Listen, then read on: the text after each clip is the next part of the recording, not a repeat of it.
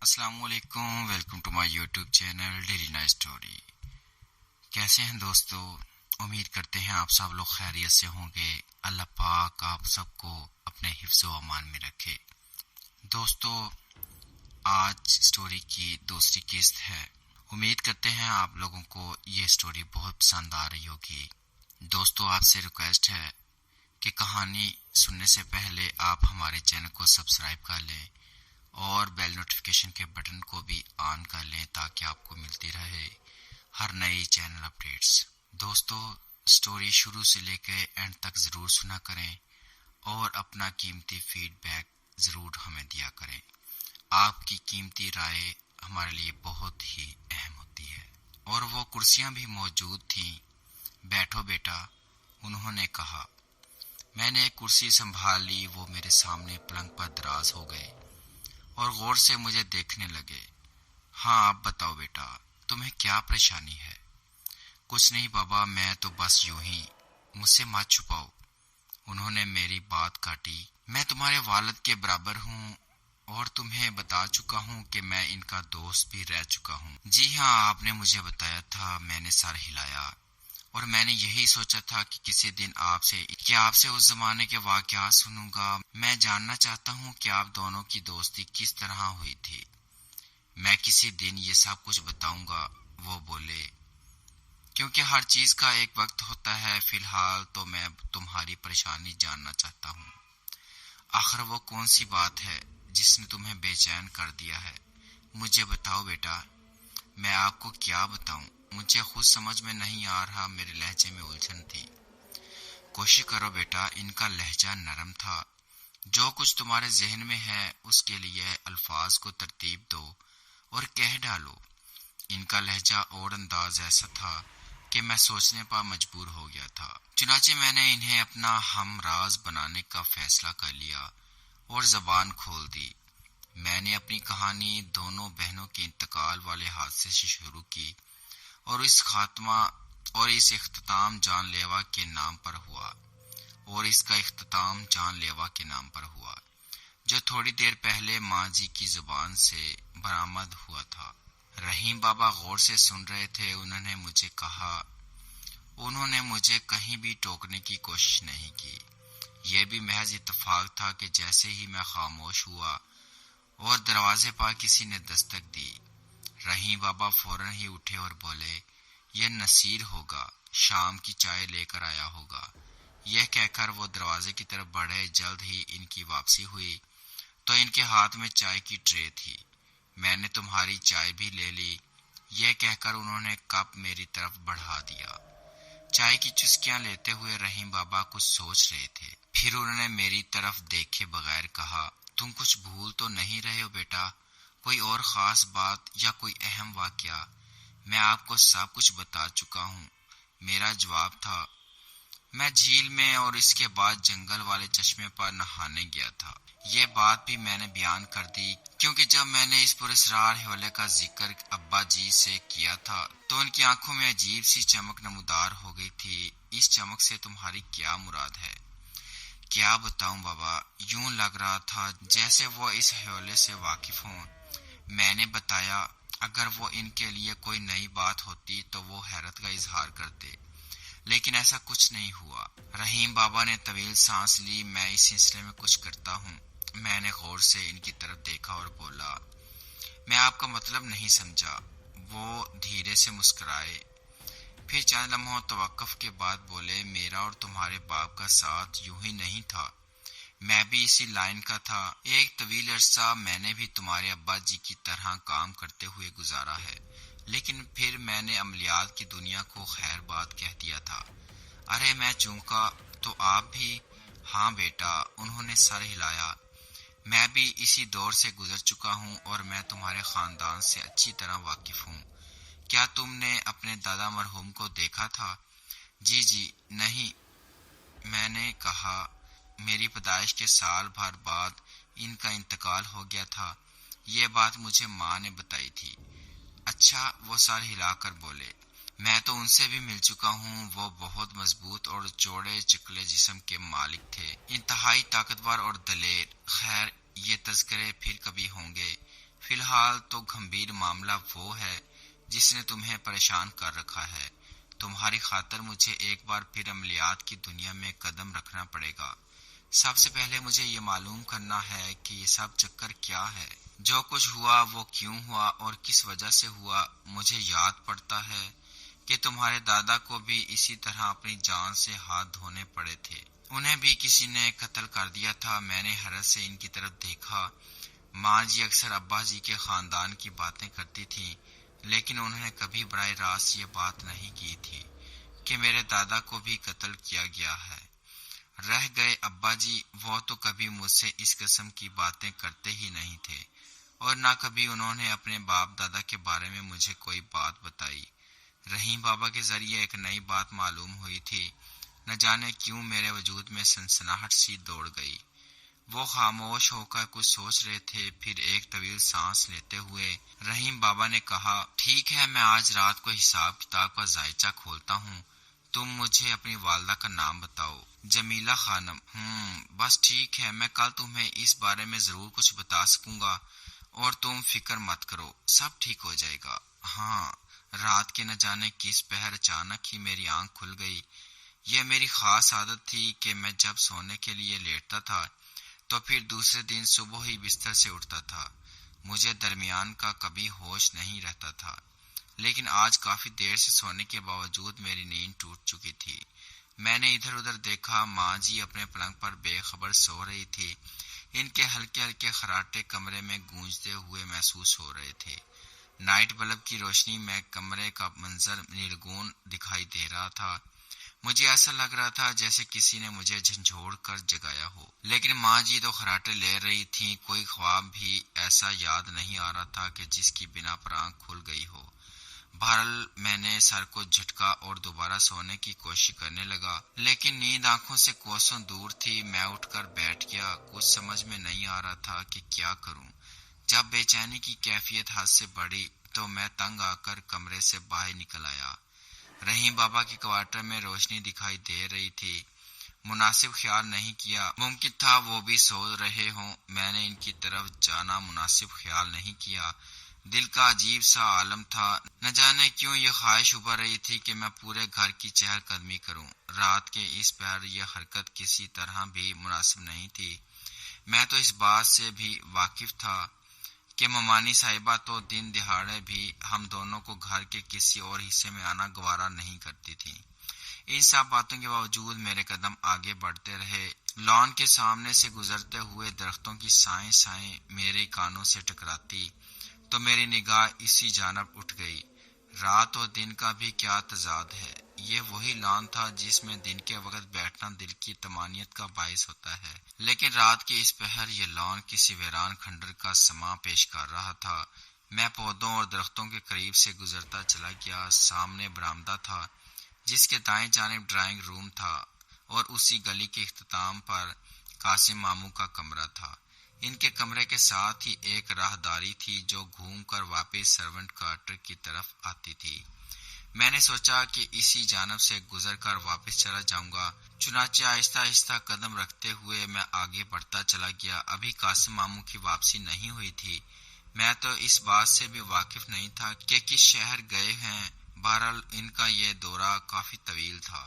یہ بات مجھے ماں جی نے بتائی تھی۔ میں قاسم ماموں کے متعلق سوچتا ہوا آگے بڑھ رہا تھا، لیکن جیسے ہی میں ان کے کمرے کے قریب سے گزرا مجھے باتیں کرنے کی آواز سنائی دی۔ میں چونک اٹھا۔ قاسم ماموں تو گھر میں موجود ہی نہیں تھے، پھر ممانی صاحبہ کس سے باتیں کر رہی تھی؟ میں نے ان کی آواز صاف پہچانی تھی۔ میرے کان کھڑے ہو گئے۔ کمرے کے دروازے کے ساتھ ہی کھڑکی تھی جس پر پردہ جھول رہا تھا۔ کھڑکی کا ایک پٹ ہلکا سا کھلا ہوا تھا، اور کمرے سے اٹھنے والی آوازیں اسی درز کی وجہ سے میرے کانوں سے ٹکرا رہی تھیں۔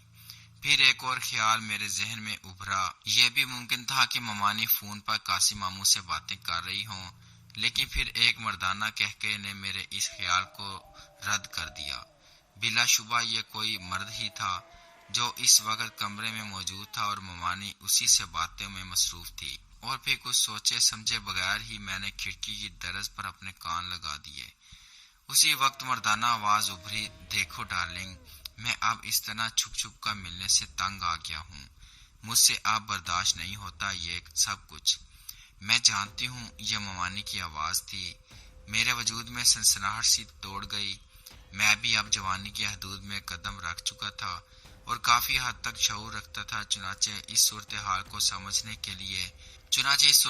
کو سمجھنے کے لیے میں نے اور بھی دم سادہ لیا۔ تم کیا جانتی ہو یہ مجھے نہیں معلوم، مرد کی آواز سنائی دی، لیکن میں یہ ضرور جانتا ہوں کہ تم مجھے یوں ہی ترساتی رہو گی اور زندگی ہمیں خدا حافظ کہہ دے گی۔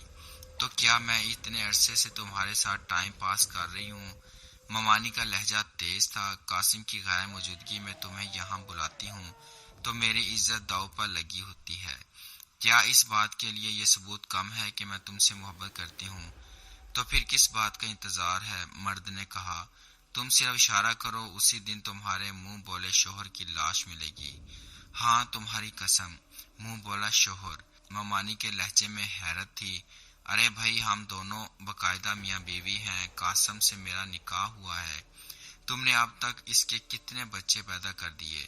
مرد ہنسا، میں تو اسے منہ بولا شوہر ہی کہوں گا، اس میں میرا کیا قصور ہے؟ ممانی نے جواب دیا، یہ کمی تو خود اس میں ہے، اس نے بہت علاج کروایا لیکن کوئی فائدہ نہیں ہوا۔ ویسے ایک بات ضرور ہے، میں یہ ضرور کہوں گی کہ اس نے اولاد کے علاوہ مجھے کبھی شکایت کا موقع نہیں دیا۔ وہ میرا ہر طرح سے خیال رکھتا ہے اور مجھے ہر قسم کی آزادی دے رکھی ہے۔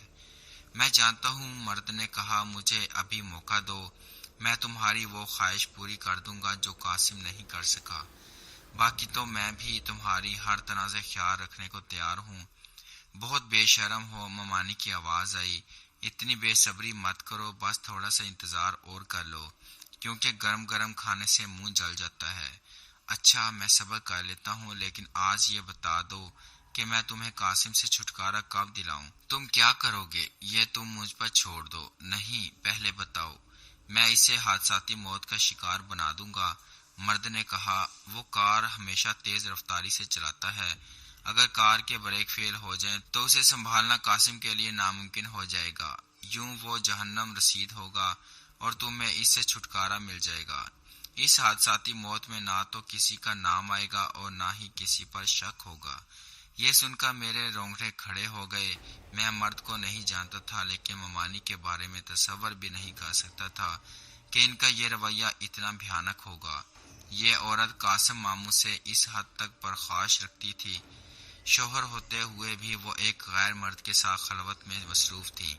آئیڈیا تو اچھا ہے، ممانی بولی، لیکن اس پر عمل ہو جائے تب ہی کچھ بات بنے گی۔ ضرور ہوگا جان من، مرد کی آواز میں بہت جوش تھا۔ اب میں تمہیں کل آ کر بتاؤں گا کہ کیا کرنا ہوگا۔ رات بہت ہو چکی ہے، اب میں جا رہا ہوں، اور سنو، کل بھی رات میں دروازہ کھول دینا، اوکے؟ میں نے وہاں سے ہٹنے کی کافی تیزی دکھائی تھی۔ میں ایک تاریک ستون کی آڑ میں چلا گیا تھا۔ میں نے دم سادہ لیا، دل کی دھڑکنیں بھی بے ربط سی ہو رہی تھی۔ کچھ دیر بعد دروازہ کھلا اور ایک درمیانے قد کا آدمی باہر نکل آیا۔ میں ایسے زاویے سے آڑ میں تھا کہ وہ مجھے دیکھ نہیں سکتا تھا، البتہ میں اسے بخوبی دیکھ رہا تھا۔ راہداری میں نیم تاریکی چھائی ہوئی تھی۔ کمرے کا دروازہ بند ہوا تو وہ شخص بھی سائے کی مانند دکھائی دینے لگا۔ یہ کافی محتاط انداز میں آگے بڑھا۔ جب اس نے کافی فاصلہ طے کر لیا تو میں نے ایک بار پھر دروازے کھلنے کی آواز سنی۔ اس بار ممانی کی شکل دکھائی دی۔ ان کا رخ بھی صدر دروازے کی طرف تھا۔ میرا اس طرف جانا ابھی مناسب نہیں تھا، چونکہ میں اسی جگہ کھڑا رہا۔ تھوڑی دیر بعد ممانی کی واپسی ہوئی اور انہوں نے کمرے میں داخل ہو کر دروازہ بند کر لیا۔ وہ یقیناً اپنے مہمان کو رخصت کر کے واپس پلٹی تھی، کیونکہ صدر دروازے کو لاک بھی تو کرنا تھا۔ میں نے ایک طویل سانس لی اور ستون کی آڑ میں نکل آیا۔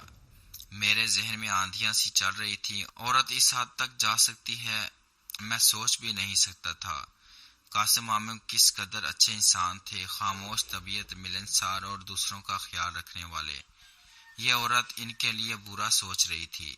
ممانی کے ساتھ اس وقت جو کوئی بھی تھا، میں اسے نہیں جانتا تھا، لیکن میں نے اتنا اندازہ ضرور لگایا تھا کہ اس کے تعلقات ممانی صاحبہ سے کافی پرانے تھے۔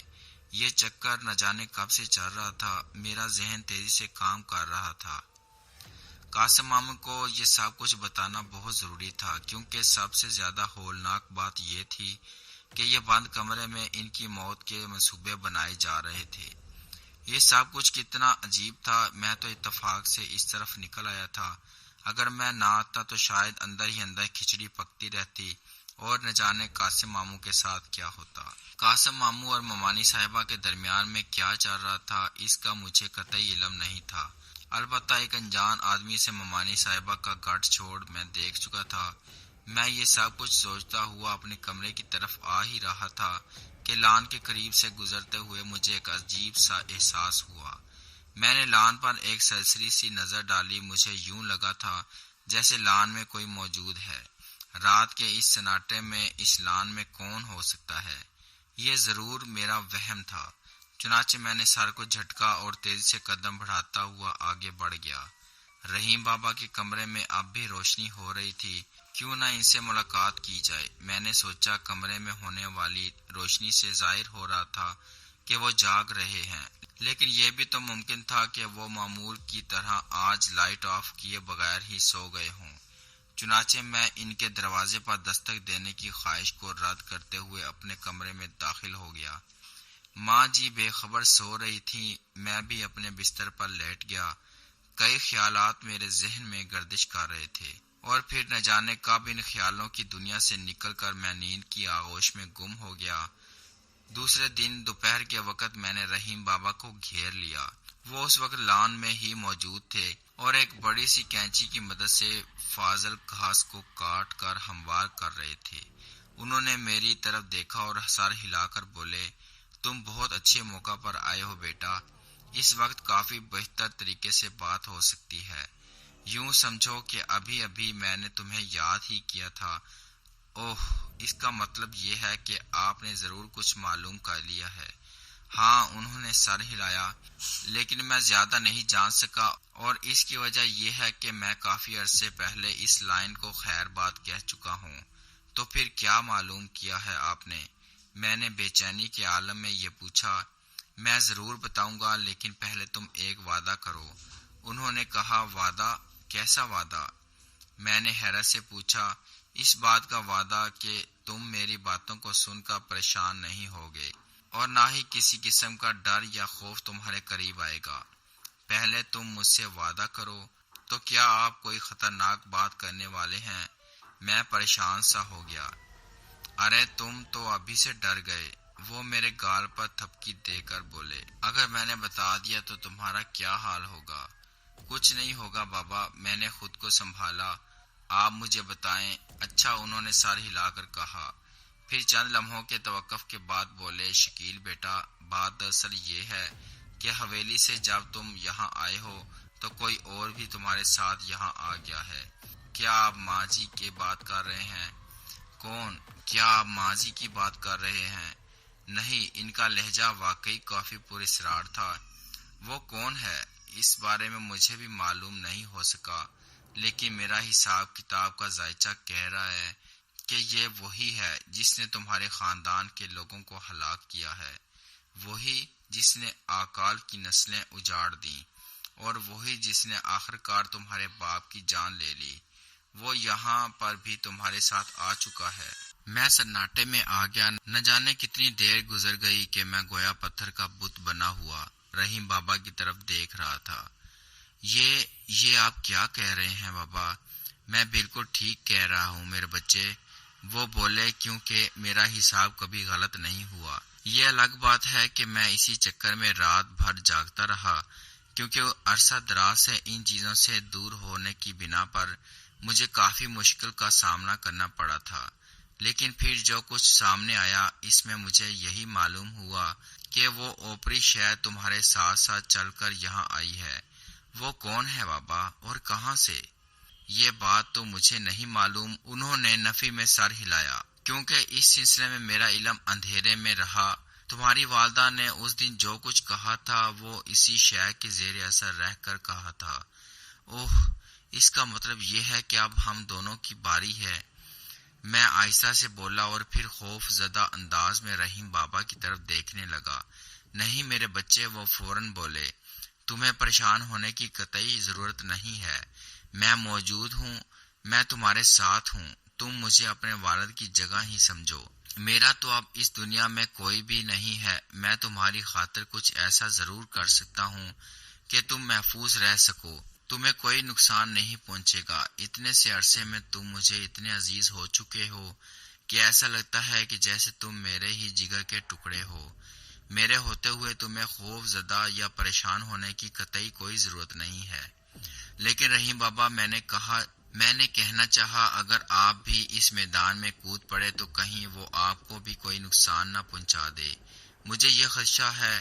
یہ سن کر وہ مسکرائے اور بولے، تم اس کی فکر مت کرو، میرا طریقہ کار ایسا ہے کہ میں ذرا مختلف انداز میں کام کرتا ہوں، تم ان باتوں کو چھوڑ دو اور بالکل فکر مت کرو، میں تمہارے لیے کچھ کرتا ہوں۔ یہ کہہ کر وہ خاموش ہو گئے۔ عین اسی وقت میرے منہ سے نکل گیا، رات کو مجھے ایسا لگ رہا تھا جیسے اس باغیچے میں کوئی موجود ہے۔ میں رات کافی حد تک ڈر گیا تھا، رات میں وہ چونکہ تم رات کے وقت یہاں کیوں آئے تھے؟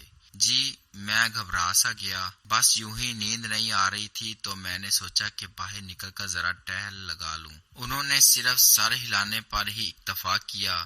میں سوچ رہا تھا کہ انہیں رات کے واقعے کے بارے میں بتا دوں، لیکن پھر قاسم ماموں کی عزت کی خاطر میں نے اپنی زبان پر قابو رکھا، کیونکہ مجھے سب سے پہلے انہیں اس بارے میں اطلاع دینا تھی۔ میں کوئی فیصلہ کرنے سے قاصر تھا کہ رحیم بابا کو بتانا مناسب ہوگا کہ نہیں، چنانچہ میں نے اس بات پر پردہ ڈالنا ہی بہتر خیال کیا تھا۔ میں وہاں سے اٹھنے لگا تو رحیم بابا نے کہا، میں ایک بار پھر تمہیں آگاہ کر رہا ہوں، تم قطعی پریشان مت ہونا، اگر آدھی رات میں بھی کوئی مسئلہ ہو تو میں حاضر ہوں، فوراً ہی میرے پاس چلے آنا، پھر میں دیکھ لوں گا۔ ہاں، آج کی رات میرے لیے بہت اہمیت کی حامل تھی، کیونکہ آج اس شخص نے آ کر ممانی صاحبہ کو قاسم ماموں کے خلاف منصوبے سے آگاہ کرنا تھا۔ مجھے پورا یقین تھا کہ وہ آج بھی ضرور آئے گا، کیونکہ اس نے رخصت ہوتے وقت ممانی صاحبہ کو ہدایت کی تھی کہ وہ رات میں صدر دروازے کو کھول دیں، اور پھر یوں بھی رات میں ہوتا ہی کون تھا، رحیم بابا اپنے کمرے میں بند ہو جاتے تھے، جبکہ خانسامہ نصیر اور اس کی بیوی شبو بھی سرونٹ کوارٹر والے حصے میں ہی موجود ہوتے تھے۔ کسی میں یہ جرأت نہیں تھی کہ وہ رات کے وقت کھلم کھلا ادھر ادھر گھوم سکیں۔ کوٹھی کی لائٹیں بند ہو جانے کے بعد اپنے اپنے کمروں کا رخ کر لیتے تھے۔ قاسم ماموں نے چوکیدار کی ضرورت کبھی محسوس نہیں کی تھی، اور نہ ہی کبھی انہوں نے اس قسم کا کوئی بندہ رکھا تھا۔ گھر میں 3 نوکر تھے، بس وہی کافی تھے۔ ماں جی جلدی سو گئی تھی، لیکن مجھے جاگنا تھا تاکہ وقت مقرر پر پہنچ کر ساری معلومات حاصل کر سکوں۔ مجھے ان باتوں کا بالکل تجربہ نہیں تھا، لیکن اپنے عزیز ماموں کی خاطر میں یہ سب کچھ کر رہا تھا۔ آج نیند مجھے بہت تنگ کر رہی تھی۔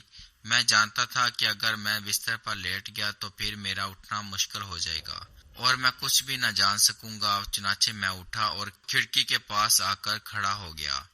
باہر کا منظر بہت دلکش لگ رہا تھا۔ سامنے لان تھا، چاند کی روشنی میں نہا کر پودے اور درخت عجیب سا سما باندھ رہے تھے، اور پھر خنک سی ہوا میرے چہرے پر پڑ کر مجھے نیند کے جھونکوں سے روشناس کروا رہی تھی۔ ایسے میں مجھے رحیم بابا کی باتیں یاد آ گئیں۔ کیا ان کی یہ بات درست تھی کہ حویلی سے کوئی شے ہمارے ساتھ یہاں آ گئی ہے؟ اگر واقعی ایسا تھا تو اس کا مقصد کیا تھا؟ ابا جی کو میرے سامنے ماں جی نے خنجر سے ہلاک کر دیا تھا۔ مجھے اب اس بات کا یقین ہوتا جا رہا تھا کہ اس وقت ماں جی کے ذریعے کسی اور نے یہ کام کیا تھا، کیونکہ نہ تو ماں جی ان کی انگلیوں کے نشانات اس خنجر پر موجود تھے، اور نہ ہی انہیں یہ یاد تھا کہ ابا جی کو قتل کرنے والی وہ خود ہیں۔ وہ تو خود بیچاری بے حال ہو گئی تھیں، ورنہ قتل کرنے والا اس قدر زبردست ایکٹنگ نہیں کر سکتا۔ یہ حقیقت تھی کہ وہ ابا جی کے کاموں کے خلاف تھی، لیکن اس کا یہ مطلب ہرگز نہیں تھا کہ وہ انہیں اس کام سے باز رکھنے کے لیے اتنا بڑا قدم اٹھا لیتی۔ آخر قتل کرنا اتنا آسان تو نہیں ہوتا، اور وہ بھی اس طرح کی بڑی مہارت سے ایک ہی وار میں مقابل کو زیر کر لیا جائے۔ یہ سب کچھ ماں جی کے بس کا روگ نہیں تھا۔